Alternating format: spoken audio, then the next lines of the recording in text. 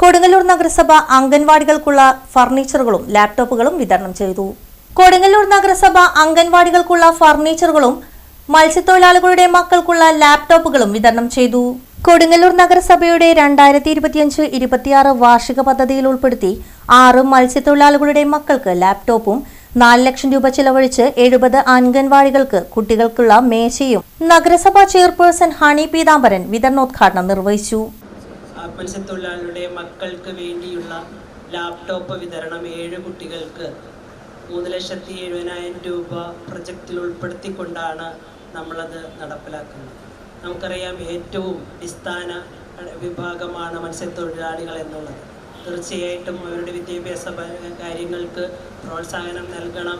അവരുടെ താഴെത്തട്ടിൽ നിന്ന് അവരെ പ്രോത്സാഹിപ്പിച്ച് മുന്നിലേക്ക് കൊണ്ടുവരേണ്ടത് നമ്മുടെ ഉത്തരവാദിത്തമാണ് എന്നുള്ള ഒരു ബോധത്തിൻ്റെ അടിസ്ഥാനത്തിൽ തന്നെയാണ് ഈ മത്സ്യത്തൊഴിലാളി വിഭാഗത്തിന് ഈ പദ്ധതിയിൽ ഉൾപ്പെടുത്തിക്കൊണ്ട് ഈ ലാപ്ടോപ്പ് ഇവിടെ നടപ്പിലാക്കുന്നത്. കഴിഞ്ഞ ദിവസം ആനാപ്പുഴയിൽ പോയി ഒരു കുട്ടിയെ, നമ്മുടെ മത്സ്യത്തൊഴിലാളിയായ ഉണ്ണികൃഷ്ണൻ്റെ മകളെ, അദ്ദേഹത്തിൻ്റെ മകൾ ദന്ത ഡോക്ടറായിട്ട് ജയിച്ചു വന്ന് ഡോക്ടറായി. അപ്പോൾ തീർച്ചയായിട്ടും നമുക്കറിയാം, ഒരു മത്സ്യത്തൊഴിലാളി മേഖലയിൽ നിന്ന് അത്രയും ഉയർന്ന ഒരു വിദ്യാഭ്യാസം നേടി മുന്നോട്ട് വരണമെങ്കിൽ എത്രത്തോളം ആ താഴെയുള്ള ആ പാരൻസിൻ്റെ ഉത്തരവാദിത്വവും അതുപോലെ അവരെ ഏറ്റെടുത്ത് എത്രത്തോളം ആ കുട്ടിയെ പ്രോത്സാഹിപ്പിച്ചിട്ടുണ്ട് എന്ന്.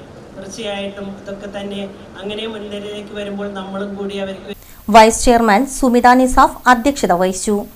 വിദ്യാഭ്യാസ standing committee chairman K Hashiq, വികസനകാര്യ സ്റ്റാൻഡിംഗ് കമ്മിറ്റി ചെയർമാൻ രാധാകൃഷ്ണൻ, പൊതുമരാമത്ത് standing committee chairperson Latha Unnikrishnan, ക്ഷേമകാര്യ standing committee chairperson Rasoja Haridas, പ്രതിപക്ഷ നേതാവ് ടി.എസ്. സജീവൻ, മറ്റു കൗൺസിലർമാർ, നിർവഹണോദ്യോഗസ്ഥർ തുടങ്ങിയവർ ചടങ്ങിൽ പങ്കെടുത്തു. അതുപോലെ നിങ്ങൾ മുദ്രപത്രത്തിലും ഒപ്പിടണം.